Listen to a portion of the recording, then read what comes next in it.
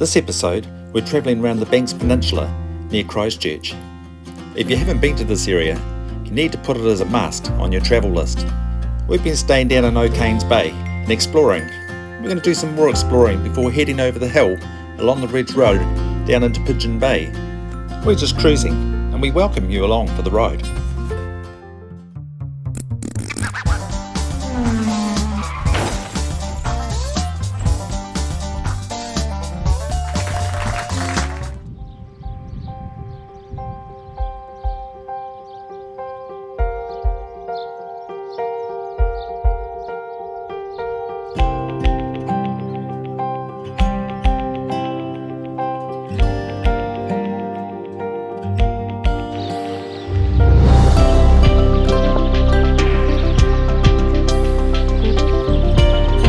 The sun's come out again today, so we've decided to stay an extra day here at Okains Bay.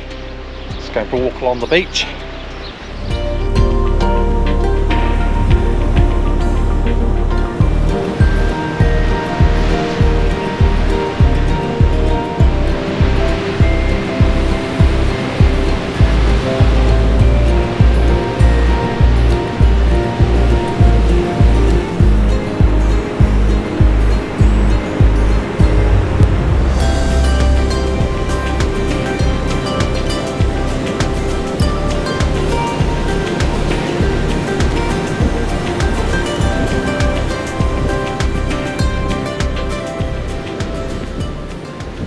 Want a seat?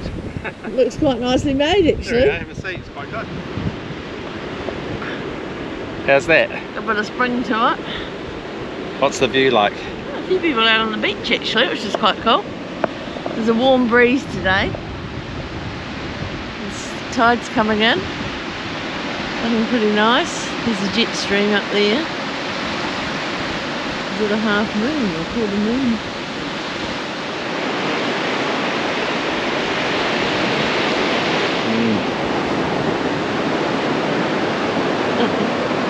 Touch the end. Might walk back through the camp. There is the cave.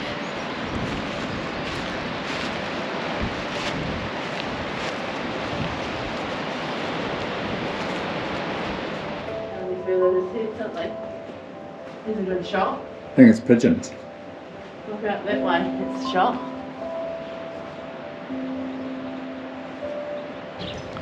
The fella over here has found a handy cave to put his tractor to keep it dry.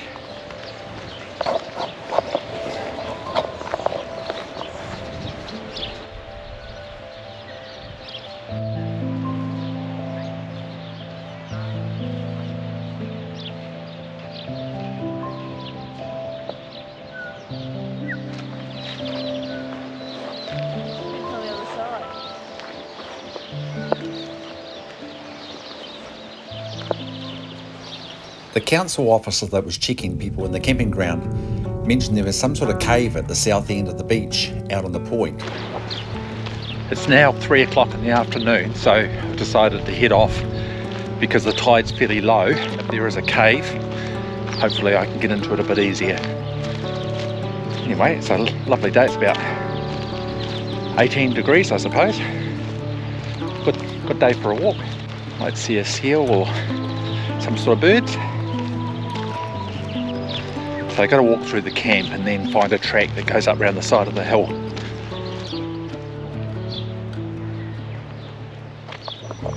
This looks like the spot where the track heads up around the hill. It's a 1 kilometre trip from here over to Little Okains Bay.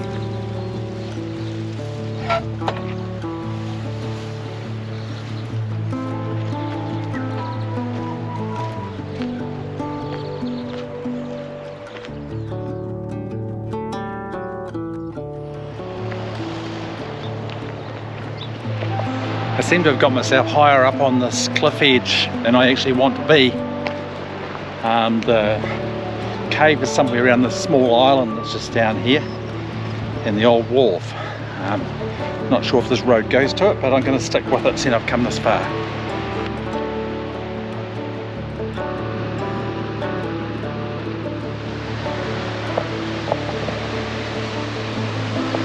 Seem to be on the downhill section. Comes down to this beach, another bay round.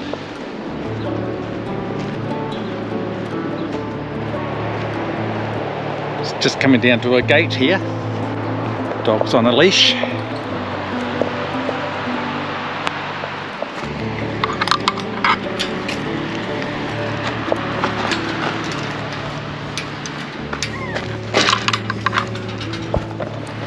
I popped the drone up to see if there was anything that looked like a cave around the coastline.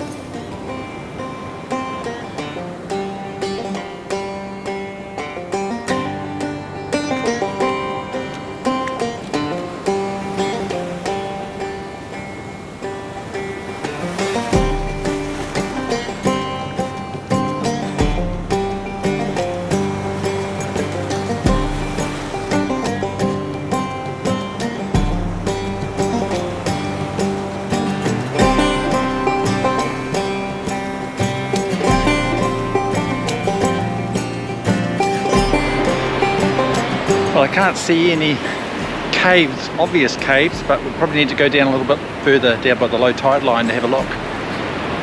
But pretty amazing to walk down here and get your own beach. Oh, we've got some sheep coming.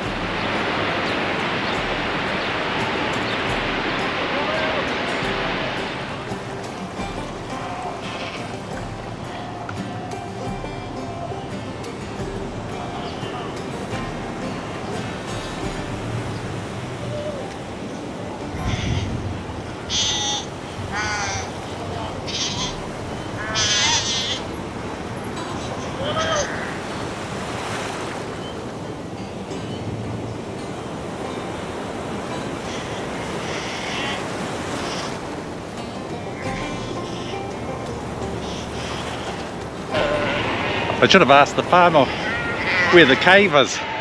Yet obviously nobody looked pretty busy there trying to keep those sheep under control.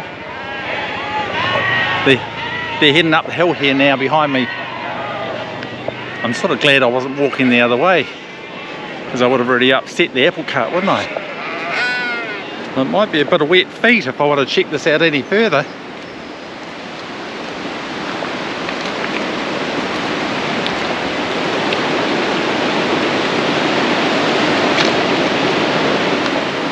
There seems to be some sort of cave on the right hand side around the point there, but at the moment we'll just check out this one on the left.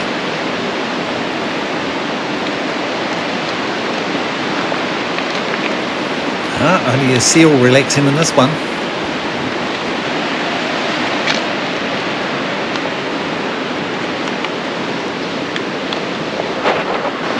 The cave and the treasure will have to stay hidden for a little bit longer. Actually, I think it's on that lower walkway. I'm not quite sure how to get onto that yet on the other side, so we'll head back up over the hill where we came from and see if we can get along any other way. I'm back down the bottom of the hill now, just about back to the camp. There's been a digger in here and it very much disguised the entrance to this track and the sign, which was the way I was meant to go last time.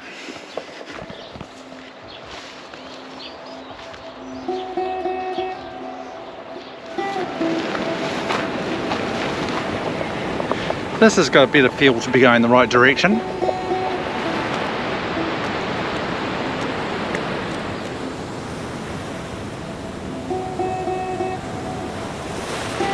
Big chunk of rock falling off the side. Anyway, we're making progress here. So seemingly these wrought irons down here, what they described to me as the first wharf, and the next wharf is the same sort of wrought iron things sticking out the water, which is up there. Unfortunately, the further along I went, the track had eroded into the sea.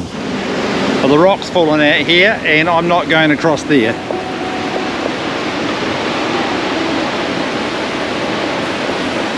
There's just nothing to stand on at all, and I'm already standing on a wee up peak here, so I'll turn around and head back. The only way I was going to see further around was to put the drone up, and I discovered that the track had completely gone further along, so even if I had to jump that ledge, I would have been in trouble.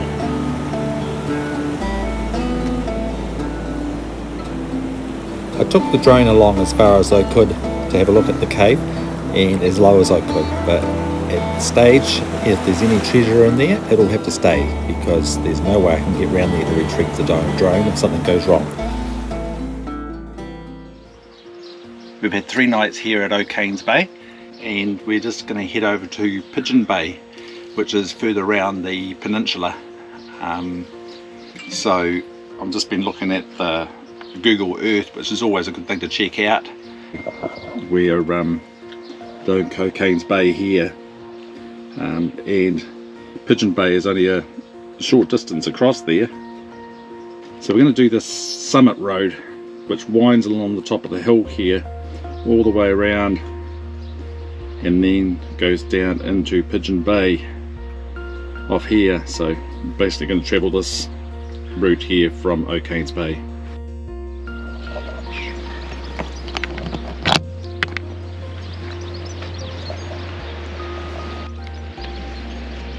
A little bit nervous about today, trying to go back up the hill again and into another bay.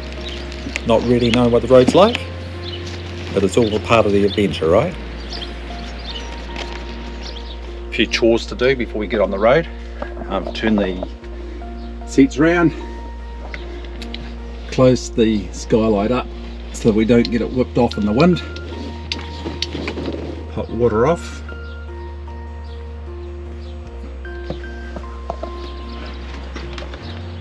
Fridge onto DC. Close the gas valves off here. Then we go outside and turn off the gas at the gas bottles.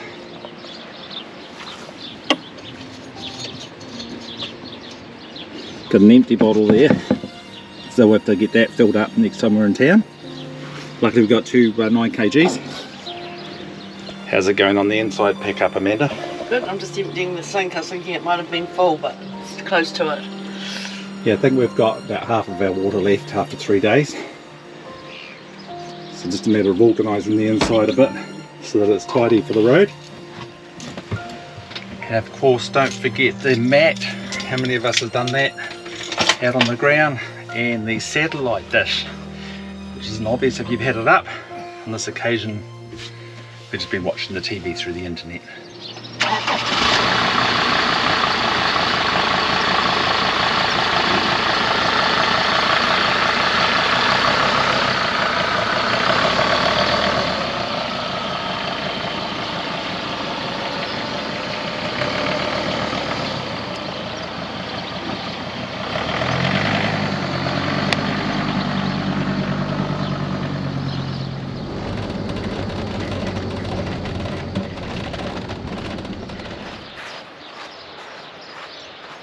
Amanda's just off to drop off the rubbish, and then a quick stop at the dump station to get rid of our grey water, and then it's up over the hill we go. It's a pretty cool place to stay here at Okains Bay if you're ever thinking about staying at a camping ground. Basic facilities, it's not sort of like those high tourist facilities that you normally get. No power points, but there is water if you boil it. But there's plenty of area here for kids to run around, playgrounds. They've got a flying fox over there I see. Got the estuary and a very safe beach to swim at. So, you know, it's 9 out of 10 on my list. I guess, you know, if you're a tourist after high quality camping, they might say 3 out of 10. It's all about the price, right? Which I think was $26 for 2 with the motorhome discount. And then I think it's another $5 or $6 if you haven't got the motorhome discount for a night for 2. This is the summit road. We've come out of Okains Bay, absolutely fine. I think I've gone to first gear on one of the tight east bends. Now we're just doodling along the top of the hill slowly. Fairly narrow road, but taking our time. In fact, it's going to take a second to third here and start to roll. Beautiful view from along the top of the summit road. You look straight down over Okains Bay. Beautiful that way. And down onto Akaroa the other side.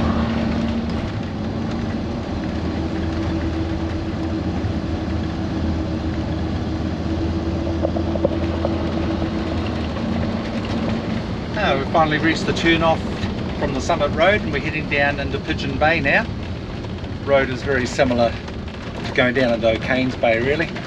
It is. A few hairpin bends so far, but good tar sealed road. Quite wide. Yes, it's fine at this point. There is narrow bits. The last wee bit of the road just at the bottom of the hill here before going into Pigeon Bay was the steepest really. It just steepened up a little bit at the end. Really only a few hundred metres, but other than that, the road was absolutely fine. You know, you can do a lot of worrying about these things, can't you? You hear some people's stories, but it wasn't too bad.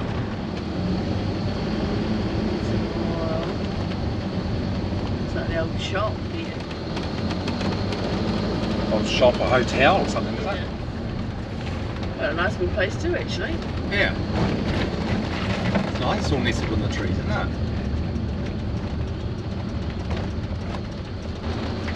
It's tennis courts. Please pay on your arrival. You Pay here, so that this but we'll go over and grab a park. Not stopping in the middle of the road. Oh, do they need cash, do they? I've got cash.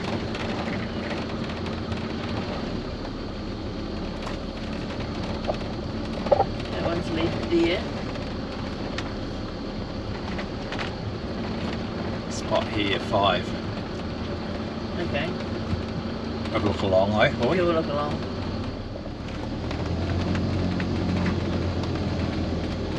One's along here and taken. Yeah, a few people leaving their camper on site here, Yeah. aren't they? There's nobody in this one.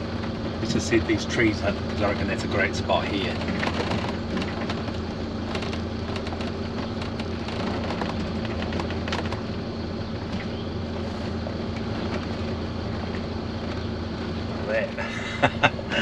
And we've got our own table.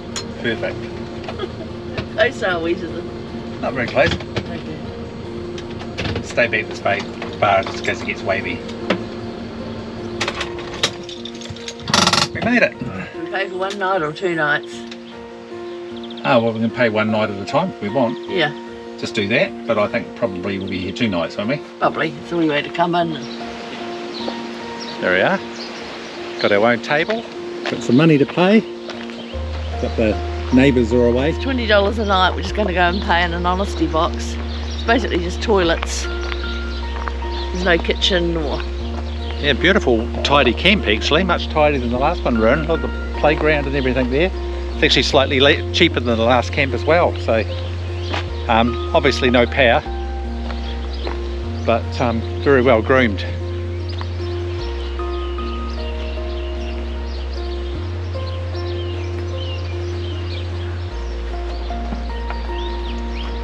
Camping ground rules, $20 a night for 2 people. Each additional person, 3 to 16-year-olds, $5, under 3, no charge.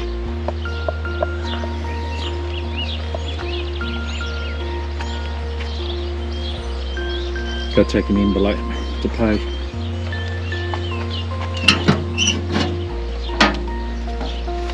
I know who it is. I don't know what site number we are. Number 3. So just keeping checking the campsites. So we're on number 3. We came in here and they've got a little blue notice on that. Casual non-tent camping site. 5 sites more suitable for vans due to uneven or stony ground. Please also refer to the website.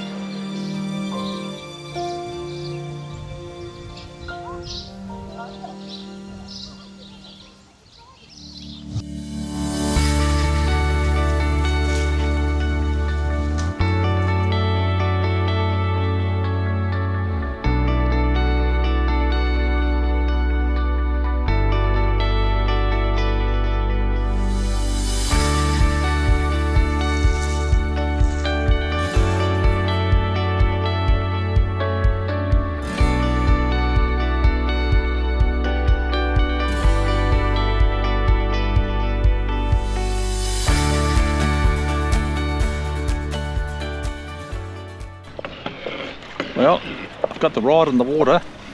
It's and I'm just watching the sun go down here in Pigeon Bay. There's absolutely nothing biting. And by the time you're watching this, it'll be Christmas, and I wish you very well. Thank you very much for watching our videos. Merry Christmas, everyone, and we look forward to catching up with you all in 2025. Well, that's 1 to the fishes and 0 to me. Anyway, we'll go back and see Amanda at the camper.